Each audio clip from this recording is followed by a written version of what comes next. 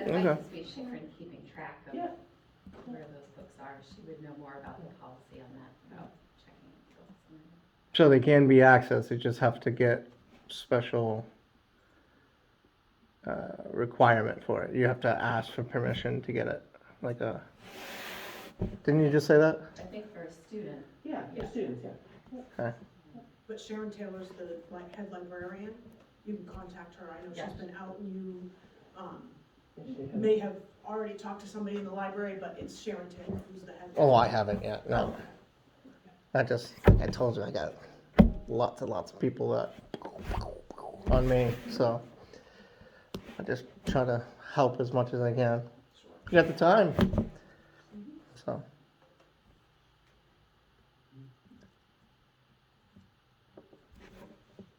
I don't know about the energy though sometimes, huh?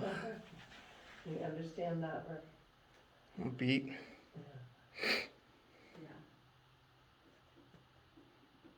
It's been a long day. it has been. It's only Tuesday. I know.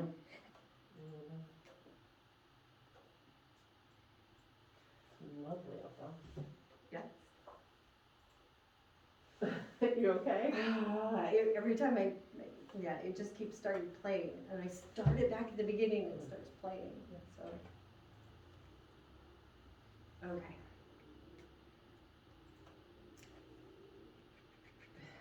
Sorry, I'm just about ready. It's okay. We're, as we had talked about, we have to go to the Berwick Selectmen, Yeah, so we need to kind of definitely be wrapped up by 6, so that's all good. yeah. I think it takes about 30 minutes to run through this. Okay. So, it's really.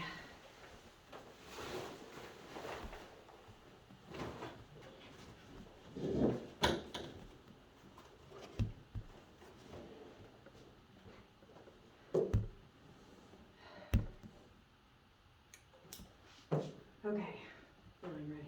Okay. Sorry. I got hit with something at the end of the day, and so I'm out of whack, and then and this always just sends me over the edge.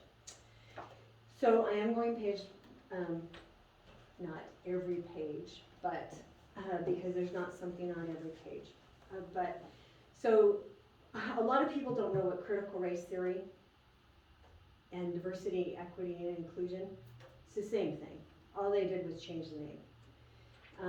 So this ideology is regressive in race relations. It highlights skin color over character and paints one group as a victim and another as an oppressor. Critical theory traces all social injustice to inequality in power that are based unfairly on class, race, gender, and sexual orientation. In classical Marxism, the focus on class was the assumption that the working class would rise up against the capital oppressors. That never really happened the way Karl Marx predicted.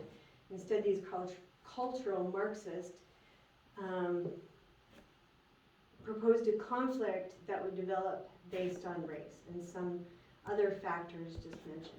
Critical race theory is based on several assumptions. First, there is no absolute truth.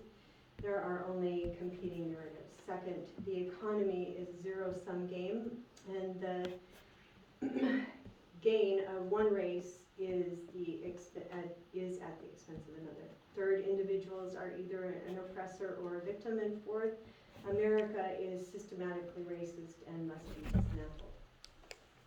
There's a great deal of rhetoric and euphemism in practitioners of critical race theory. This includes phrases as equity and social justice and diversity and inclusion and culturally responsive teaching. A word like equity would might sound like a synonym for equality, but it is not. It all has its roots in cultural Marxism. Proponents define people based on their group or practiced identity politics. This is all used to pit people and groups one against another. So as we get into the book, page 12, diagram. The biology advanced eyepiece Here, I'll give this to you, since you haven't really looked at it. I'll give you an idea what I'm talking about. Sarah, if you, 1 second, I'm gonna grab my book too. Okay.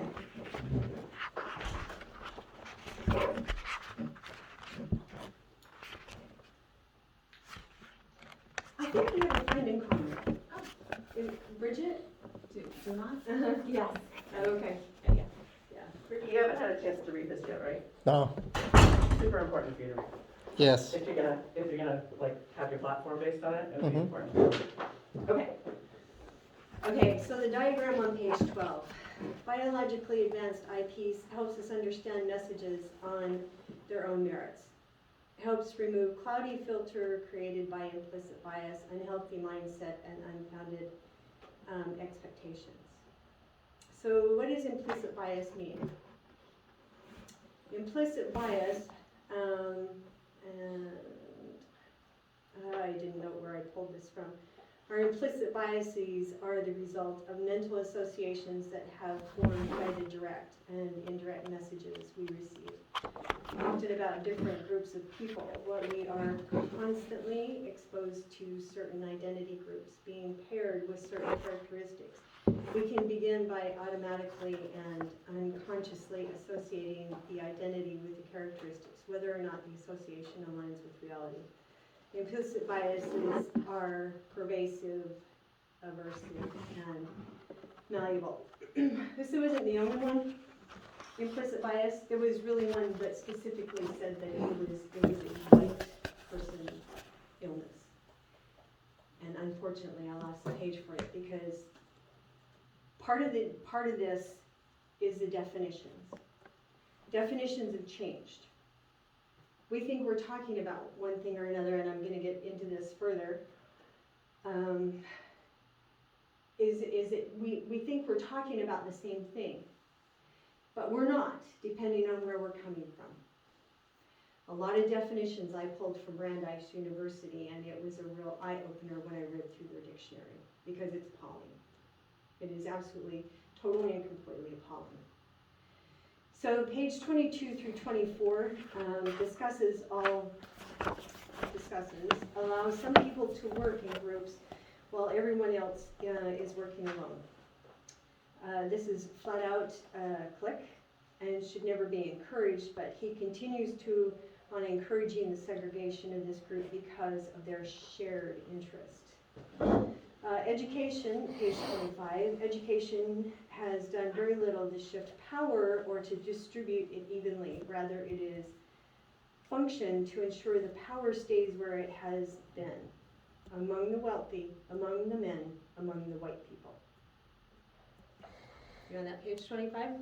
Oh, I'm still on 23. Yeah. Yeah, that's a full page. So most everything that I'm talking about are his words. Poverty, race, page 27. Poverty, race, gender. The deck is stacked against many of my students. Page 28. Teaching without this kind of engagement is not teaching at all. It's colonization. Handcuffed children, zero tolerance, shackled, not standing up to the child. He is a colonizer. Okay, so what's a colonizer? So I went to my Webster's Unabridged, and it said colonizer is one who establishes colonies. Okay, that could be a subdivision builder. No. Nope. Brandeis University website. Now, their definition of a colonizer was very different. It says colonialism is when one nation seeks to further its own interests by exerting control and occupying another independent state, removing its independence because the people of this colonized place are not seen as citizens of the colonizer. Their own agency and rights are often disregarded in the colonizer's quest to exact maximum value from the colony through resources, labor, and strategic location. Vastly different from what Webster was saying. Hey Jerry, I don't want to break your flow, but where did you see this on page 28, the colonizing conversation? Because I just skimmed it quick and I don't see that. 28. Did I tell you 28? I think it's right at the bottom. Okay. The kid loses his cool and breaks part of the computer equipment. I think it breaks the keyboards and he's going all over the place. Oh, that's 29. 21? 29. Yeah. Oh, sorry. Well, Property damage. I it see starts that. with 28. Just looking for- Yeah. I'm looking for the language that you're quoting, so I just want to be able to follow through with it. Okay. 30 through 31. There is a current moving through our schools that pushes young men like Jeff out. A nexus of rules, policies, and adult misunderstandings that work like a subconscious heartbeat to push these boys toward prisons. In that moment, I was complicit. We've all been. When we think of race, gender, ability, or class-based oppression, we often think of individual acts of personal bias. Our minds fill with images of villainous past, back when things were bad. We use the word like racist or sexist to describe those people, as if those words were merely personality types or character flaws. They're not just character traits. Racism, sexism, ableism, and classism are systems. They are rules, policies, procedures, practices, and customs that govern a place and lead to constantly unequal outcomes of specific subsets. Okay? And that's where that whole equity comes in. Page 31, gender wage gap. It's been well documented in American life that gender pay gap exists, though some dispute how much it is exactly, how to calculate it, or it is known, it is known that in most industries, given an equal investment of time, education, effort, skill, and experience, an American woman will make less than an American man. This is an economic reality. That's a lie. It's been a lie for 20 years. And in fact, at this point, women in the same field, with the same, across the field, women are making $10,000 more than men a year. So why in a brand new book he would throw that lie out there, except to separate men from women? So women are still making less money. I can tell you, I've been in a man's field since I got out of high school. I've been in computers my entire career. And every job I've been in, I've made more than the men I work with. So it's baloney. And, they talk about harassment and that kind of stuff.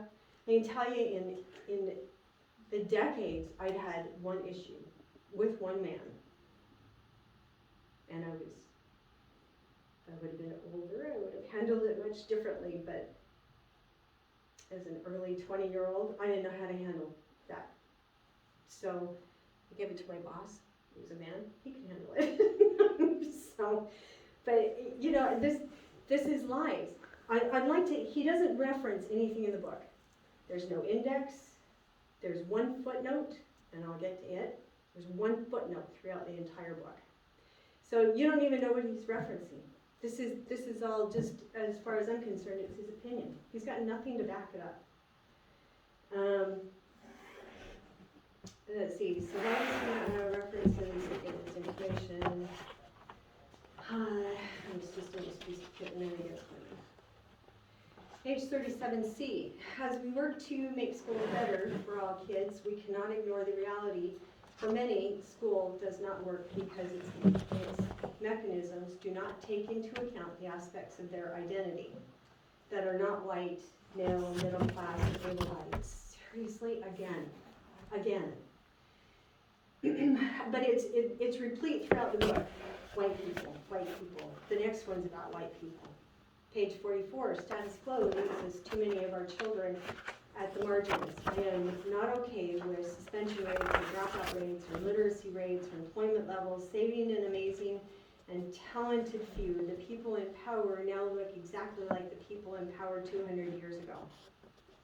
Education has done very little to shift power, to distribute it evenly. Rather, it has functioned to ensure the power stays where it has been, among the wealthy, among men, and among the men, and among the white people. Page 45.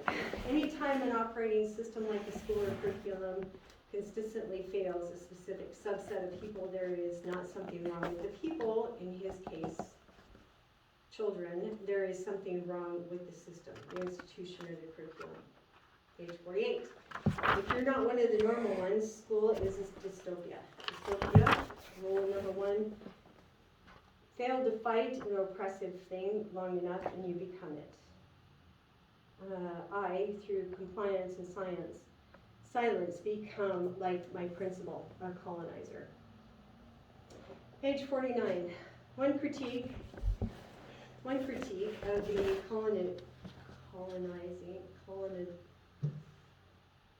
colonialism. Sorry. I would have a hard time saying it too. You bet. It's not a word you use every day. Well, and there's a different colony, it's colon and not colony.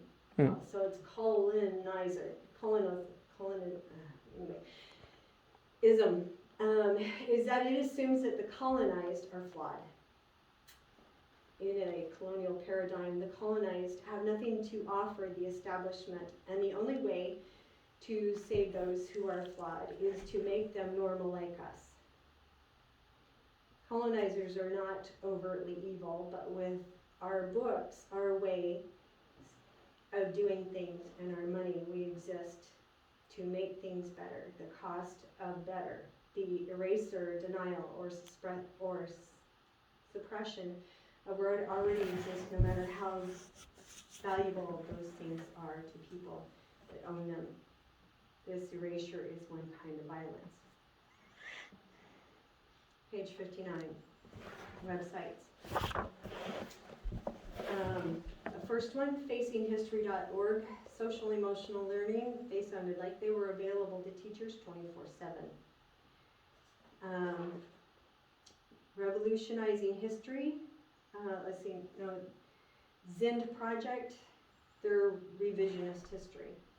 And the third one was Colonial Williamsburg, and I couldn't figure that one out. I've been to Colonial Williamsburg, and I didn't see any of this. It was just pretty much history. Page 66, 67, and 69. Fighting against the educational machine. So much of this was just the psychobabble. It was recycled psychobabble from the 80s. Being seen, being heard, and the I'm okay, you're okay kind of crap. So this is nothing. That was nothing new, and I found that in several places. He was just regurgitating things that we heard 30 and 40 years ago. Pages 66, 67, and 69. Fighting against the educational machine. Oh, I already did that one. Sorry. Pages 72 through 74. Indoctrination of children, equity and diversity. The school board was moving resources in order to find various equity programs all over town. A group of 7th graders attended the meeting and put themselves on the list of speakers. When it was their turn, each one of them used their time to the board about different ways to use the instrumental power to move beyond talk of equity and into the work of equity. And anyway, that had to do with the indoctrination of the kids. Page 78. Scares a white woman in an elevator because he talks to her. If you're talking about implicit bias, this was his screaming because he got into the elevator and talked to a woman, and he made it sound like she wanted to crawl, she wanted to go running, screaming out the doors. Give me a break. Page 79 through 80. In the time it took me to utter one sentence, she read my clothing. She read my clothing, my speech, and my body, and she inferred that I was an enemy. How long did it take her to read her students? If they didn't dress like they should, speak like they should, or show interest in the right things, did they become enemies too? As a profession, how quickly do we take kids and turn them into enemies? Speak like they should. Pushing implicit bias consists of attitude, behaviors, and actions that are prejudiced in favor of or against one person or group compared to another. That is from diversity at NIH.gov. Page 83, being heard affirms one's dignity and makes the classroom a safe place to learn. That was just more psychobabble. 92 through 93, more psychobabble. If how to be quiet and sit still is all kids have learned from us, then we have failed them in the worst way. There is not a single challenge in life that can be overcome by this kind of passive inactivity. Being quiet and sitting still is not the blueprint of success in any context. There are a direct pathway to being overlooked and taken advantage of. To commit to be quiet, sit still as a classroom strategy to educate children is into insignificance. He makes a lot of references to community. This is a collectivism, which is Marxism. Individualism is not tolerated. Page 101, my job as a teacher is not to teach the curriculum or even to just teach the students. It's to seek an understanding of my kids as completely as possible so that they can, okay wait, I skipped something there. Does that didn't make any sense? My job as a teacher is not to teach the curriculum or even to just teach the student. It is to seek to understand my kids as completely as possible so that I can purposefully bend the curriculum to meet them. Page 104, he uses the word Latinx for his Latino and Latina students. It's an offensive term. This is a genderized language, and changing it to Latinx is like, I would be personally offended if you called me a man or treated me like I was genderless, especially in a language that is solely based, everything is based on gender specific. Against race reference, his mentor, and that's not the one that's referenced. His mentor teacher says to him, "These are not our students." She started. All of a sudden, I saw what she wanted me to see. On the faces smiling at me, none of them were Latinx, like our students. As far as we could tell, none of them seemed to be from Hungary or from China, like our students. None of them appeared to be West Indian, like our students. The lone African American student on the cover wore the uncomfortable expression of someone held against his will. In the scene depicted on the front of the book, his white classmates did not notice. It was tragic and comedic. Seriously, if he would have honestly put that cover in the book, and you could have actually seen that, that would have been one thing. This is hyperbolic. This is totally and completely hyperbolic. Really, the one kid in the picture looks like he's held hostage. Give me a break. Mrs. Davenport spoke. This book was given to us, but it's not for us. This was not an observation, it was a verdict. Those people from the district plan for everything. Cornelius, you work for them sometimes. You know this. I blinked hard in acknowledge of this. It's very clear, even from the cover, young men, that they have not planned for us. So we are going to plan for us. We're going to take what they did and build on it. Mrs. Davenport was not asking. She was not sending an email for permission or alter the curriculum in the department or to the principal. She certainly was not asking it of me. She declared it was it was terrifyingly liberating. Mrs. Davenport and the countless teachers like her have helped me to understand that my job as a teacher is not to teach the curriculum or even to just teach the students. It is to seek to understand your kids as completely as possible so that I can purposely bend curriculum to meet them. Page 105, we can choose to teach. We can choose to teach can be great harm. What we choose to teach can do great harm to children if we're not careful. Harmful curriculum is any curriculum that does not see students or the very specific lives that they lead. It's not flexible enough to be altered by teachers who seek to use it or not. It does not educate or grow the practitioners. Page 106, pleaser, pleaser, stereotype children, implicit bias. Such a stance is,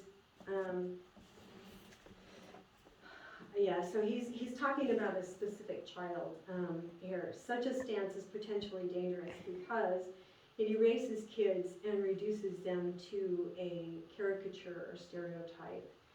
In this paradigm, Jasmine never gets to be. She was silenced. Sorry, some of this type is a little small. Jasmine never gets to be. She is silenced, stripped of identity, simply because she is seen as a variation of Rosa. Children can rarely ever name that this is happening to them, but they often feel it, and they definitely respond to it. This silencing and erasure happens disproportionately to children with disabilities and children of color. Wow.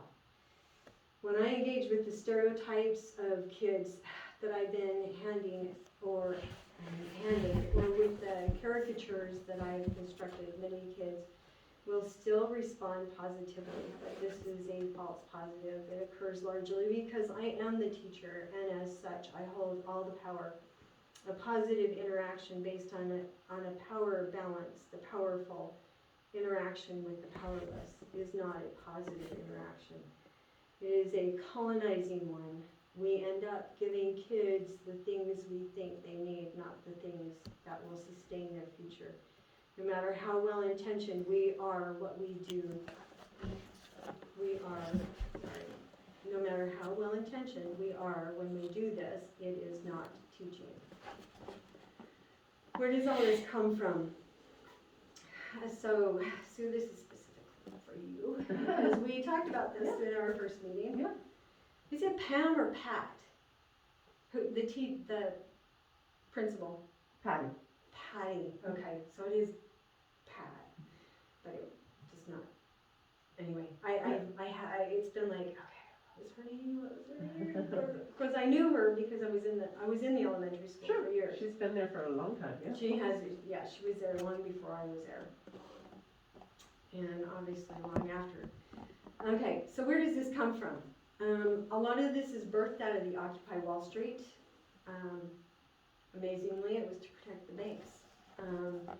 It is communism infused with fascism using race Marxism. Billions of dollars have been spent to support this out of Harvard University. So, Sue, when you asked who is they, here's a couple of the theys.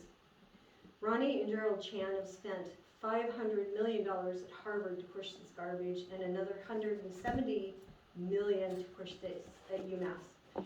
And if you go out to Harvard's website, it says that racism is like the most existential. I can't remember the exact wording because I didn't put it in there because it's just garbage. Is the biggest threat to us, and no, it's not. Another player in this is James Rady. He also has poured tons of money into this. So there's the they. Yeah. That's just some of the they, Right. because there's a heap and lot of money there. Right. If I say, so if I ask you, what you know about Martin Luther King Jr. What is the thing that most people come up with? I have a dream. Exactly. And that resonates with everybody. Because what do we want? We want that. I want to walk up on somebody and have them assume that I'm friendly, that I'm their friend, and they're not looking at the fact that I'm either a woman, or I'm white, or I'm gray-haired, or have tons of wrinkles, and I have no clue about what's going on in the world, or anything like that. I want them to look at me and just have a conversation with me. And by that conversation, they're gonna know whether I'm friend or foe, I guess. So, most people come up with the fighting against racism and segregation. He was never violent. He was always seeking a peaceful end, even when viciously attacked. So yeah, it's the famous speech on the Washington Mall was, "I have a dream." What makes that speech an iconic speech? It's because it's hopeful. We want that for our kids. We want that for each other. He talks in the book about a Dr. King speech, but it's not "I have a dream." Page 113. He used his letter from Birmingham jail, a letter full of anger and rage, and it's anything but hopeful. I'm going to leave that to you to find out and read on your own. And I get the anger and rage because I went out and read the letter. I didn't read all of it. I got about halfway through it, and then I had other things come up, and I just didn't want to go back to it. And I understand the rage in that letter, but to have that as the focal point, and he devotes several pages to it. You know, he didn't want to do this reading prompt on it because it wasn't enough for the speech. Why would you put that speech in front of kids? What is it that you want kids to focus on? You want them to focus on the hope for anything that they want in their lives, not what somebody else has prescribed for them or decided for them or whatever. Kids don't have that like they did. You know, decades, well, it's been over decades, but, you know, where the father assumed that the son was going to follow in his footsteps, whether it was farming or machining or whatever, it was just assumed. None of that is the same. But this is what he focuses on, you know, and he doesn't like the fact that it's a structured reading prompt, like other reading prompts are handled. He says the lesson plan tries to turn my hero into a worksheet. Radical urgency was reduced to multiple choice questions and 2 fill-in-the-blank sentences, page 115. Not victims of a dysfunctional system, we are agents. Page 17, 117 and 118. Exploding a simple reading assignment into a huge project, and instead of using something optimistic, he uses a letter that generates anger and frustration. Page 119. Most of what is peddled to us as test prep is not authentic learning, but many of our students are compliantly conditioned to it. This is complicated by the reality that for many of us, our schools, our funding, and our jobs depend on kids doing well on these exams. When I'm being handed test prep material, what really am I asked to do? Page 120, test prep is not teaching kids some new thing so that they can pass a test. Test prep is not teaching. Page 126. When merit or social standing is at stake and we're asked to do a thing, we tend to be the kind of people that do the thing as asked.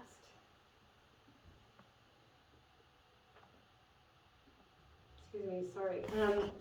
Though our culture celebrates innovation at times, it encourages and rewards compliance. And when we look across our school, it seems that the people who move forward are the ones whose loyalty to mandate outlasts their bonds to creativity. We talk about entrepreneurial spirit while worshiping at the altar of the status quo, page 127.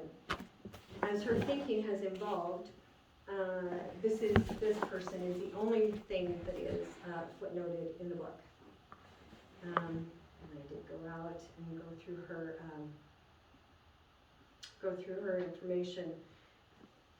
Okay, so as her thinking has evolved, Gloria Layden Billings has reminded us, as educators, if we stop growing, we will die. And importantly, our students will wither and die in our preference. She calls this sort of classroom death, adding that death in the classroom refers to teachers who stop trying to teach. To reach each and every student, or teachers succumb to rules and regulations that are dehumanizing to students and result in de-skilling. So, who is Gloria Layden Billings? Critical race theory application to education, that's who she is. And it says part of her bio, while constantly traveling in the country and the world speaking to rapt audiences about applying critical race theory in the field of education. There was much more, I didn't really. So, page 137. Slaves to the hero narrative. 140, becoming heroic. 144, our tales of heroes and conquerors have created legends and defied the work. The problem with legends is that we are told in ways that exclude us. Who's us? Who's he referring to? You know darn well who he's talking about. He's talking about black kids. And that couldn't be further from the truth.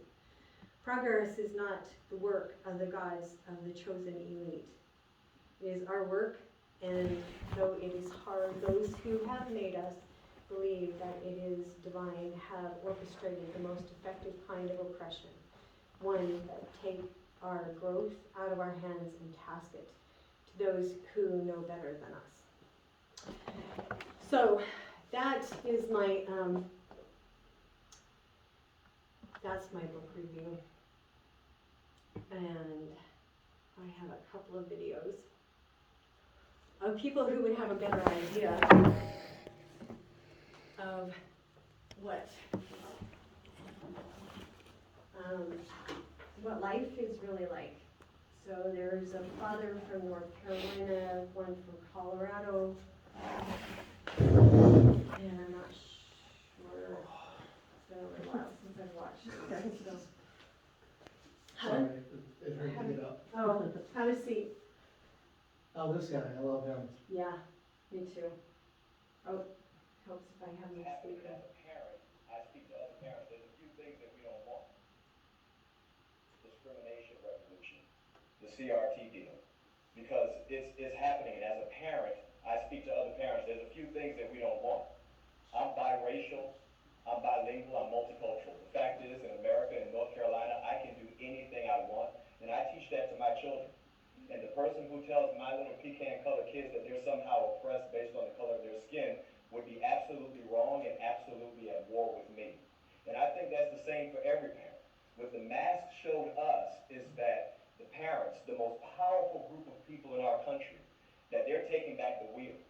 Now, obviously, we had to take the wheel back for the mask, but we're taking the wheel back from Washington all the way to Raleigh and into our local school board. Because CRT, all of that, the parents don't want it. It's a big fat lie. There's not one, if you believe in CRT, I want to tell you you're a liar. Because that means you look at your black neighbor and say that they're oppressed, and you look at your white neighbor and say that they're evil, regardless of the experience that you've had with them. And we're not going to do that. The parents in the United States of America, right here in North Carolina and Cabarrus County, we know that's not true because we believe the lives we live. The fact is, I've been a business owner right here in North Carolina, and I deal with white people, black people, Hispanic people. My children deal with everybody. And the racism is only happening at the government level and on the media. The fact is, you have racists, and there's like, you can't even find them hardly. You just hear the stories about them. I have an 8-year-old daughter who is absolutely dynamic, who can do anything. Athletically, intellectually, spiritually, and emotionally, she is a dynamo. And I don't want a man swimming against her in the pool. The fact is, I don't want her playing against boys in soccer. I don't even let my sons rough her up. Do you think I'm going to let your son rough her up? This is what we're talking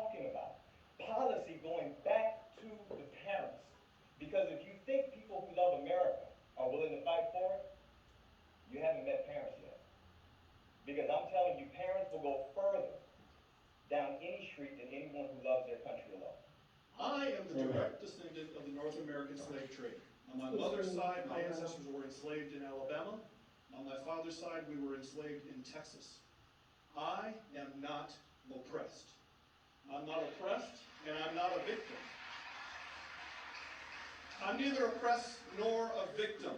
I travel all across this country of ours, and I check into hotels, and I fly commercially, and I walk into retail establishments, and I order food in restaurants. I go wherever I want, whenever I want. I am treated with kindness, dignity, and respect, literally from coast to coast.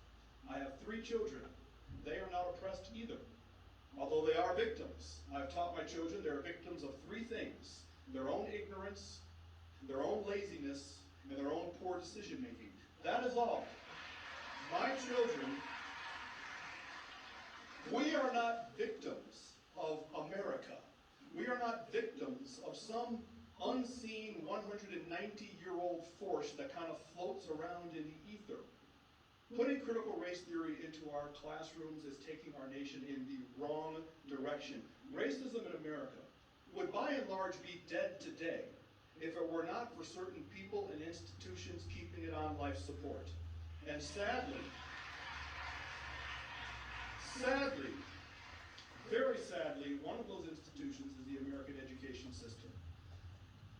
I can think of nothing more damaging to a society than to tell a baby born today that she has grievances against another baby born today simply because of what their ancestors may have done 2 centuries ago. There is simply no point in doing that to our children. And putting critical race theory into our classrooms in part does that. Putting critical race theory into our classrooms is not combating racism, it's fanning the flames of what little embers are left. I encourage you to support this resolution. Let racism die the death it deserves, and let's keep living the life of country that we want. Thank you.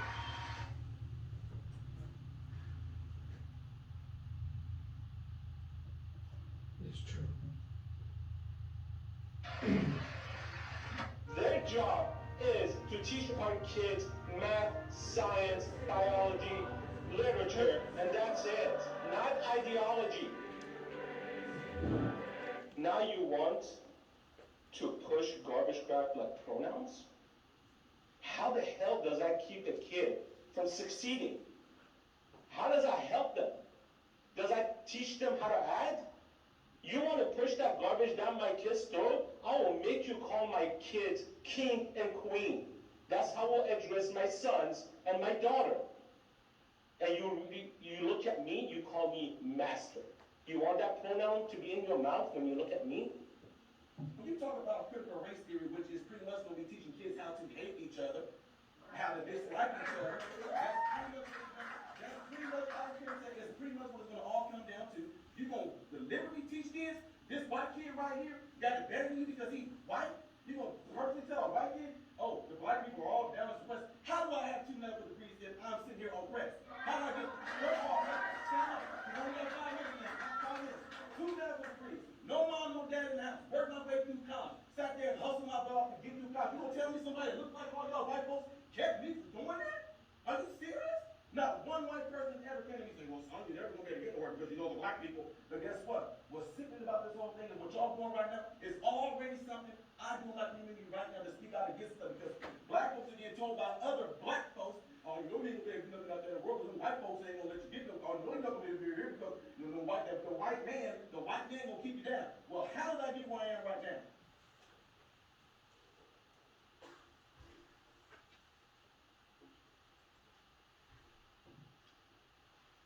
Theory? I'm guessing you probably have. Have you heard about critical race theory? I'm guessing you probably have. It has already insinuated itself into many institutions and is making rapid progress into others. If it takes hold, it will completely change the very nature of America and the way you live. Critical race theory holds that the most important thing about you is your race. The color of your skin, that's who you are. Not your behavior, not your values, not your environment, your race. In critical race theory, if you are a member of a minoritized racial group, their term, not mine, you are a victim of a system that is rigged against you, a system that doesn't want you to succeed. On the other hand, if your race is privileged, you're an exploiter, whether you intend to be or not. Critical race theory begins from the assumption that racism occurs in all interactions. To see how this works, consider this thought experiment. Imagine you own a shop and two customers enter at the same time, one white and one black. Who do you help first? If you help the black person first, critical race theory would say you did so because you don't trust black people to be left alone in your store. That's racist. If you help the white person first instead, critical race theory would say you did so because you think blacks are second-class citizens. That's racist too. That's critical race theory. It can find racism in anything, even if it has to read your mind to do it. Critical race theory is a uniquely American invention. Brewed up at Harvard Law School in the 70s, now part of the academic and media mainstream, it is also uniquely un-American because it rejects the core tenets of the American classically liberal Judeo-Christian value system. It turns the bedrock American idea upside down. Here it is in the words of Richard Delgado and Gene Stefanchik, two leading proponents. Critical race theory questions the very foundations of the liberal order, including equality theory, legal reasoning, Enlightenment rationalism, and the neutral principles of constitutional law.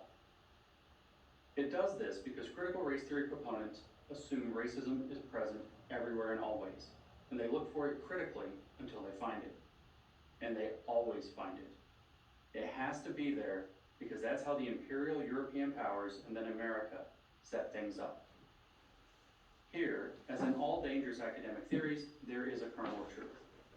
Human beings were not preoccupied with race until the 16th century, when Europeans began to explore and then colonize other parts of the world. Drawing distinctions between the races reached its peak in the 19th century with the widespread use of slave labor in North and South America. No one denies this. But since then, the Western world, and most especially America, has spent a lot of time, money, and blood breaking free of its racist past. It's been a rocky road for sure, but great progress has been made. Critical race theory says all this progress is a mirage. Racism never died, never even faded a little bit. It just hid itself better. Critical race theory, therefore, is not a continuation of the civil rights movement. It is, in fact, a repudiation of it. To critical race theorists, Martin Luther King was both wrong and naive. White Americans can never judge blacks by the content of their character. They can only judge them, always unfavorably, consciously or unconsciously, by the color of their skin. Ironically, not since the Aryan obsession in Germany in the 1930s and 1940s, or South African apartheid in the second half of the 20th century, has the social movement been so obsessed with race. Critical race theory is then, in a very real sense, a counter-American revolution. But that's a positive, not a negative to those who subscribe to the theory. The American experiment was given a 400-year tryout, and it doesn't work. So let's scrap it. That's what they believe. Is that what you believe? I'm going to guess that most of you don't. So how do we stop critical race theory before it infects the brains of too many decent Americans, especially young people, and turns us into something we have never been and shouldn't ever want to be? The answer is simple. Refuse to accept it. Don't be intimidated by the heads I win, tails you lose logic of this self-destructive, America-hating, anti-reality idea. Don't be bullied into thinking that you're racist when you know you're not, or that you're a victim when you know you're not. Defend yourself while you still can. I'm James Lindsay, founder of New Discourses for Prager University. Thank you for watching this video. To keep PragerU videos free, please consider making it. So Jerry, do you have it's like almost 6 Yes, o'clock. so that was the end of my videos. Okay. So, just as a final kind of wrap up, everybody remembers the Rwanda genocide. You don't remember the Rwanda genocide? Okay, well, it was pretty much tribal. And the only way they ended it was by terminating the reference to tribes. So they referred to people as people, they did not identify them as crones, and I can't remember what the other one was, but it was two specific tribes that were killing each other. So depending on where you were at, crones were being killed, and in other places it was another. So the best way to get over anything that, even where this does not exist, it is to stop talking about race. When you're talking about race, you're making someone focus on someone's color, their gender, their whatever. And just because there were activists in the school that wanted this stuff put out does not mean that it has to continue. You know, we don't need social justice warriors in the school. We have enough of those on TV or other places. But this, I appreciate you listening. I am completely appalled that the book is throughout the district, and that we spent any money out of the budget for any of this, and the waste of teachers' time, being forced to read it, being told that they had to read it, and that they had to participate in meetings once a month. It's a waste of resources when they could have been doing something much more positive. As you can see, every one of the people that talked on there have experiences, life experiences. They were all Black. Every one of them had life experiences, and they weren't talking about this, and they wanted it to end because it doesn't do anybody any good.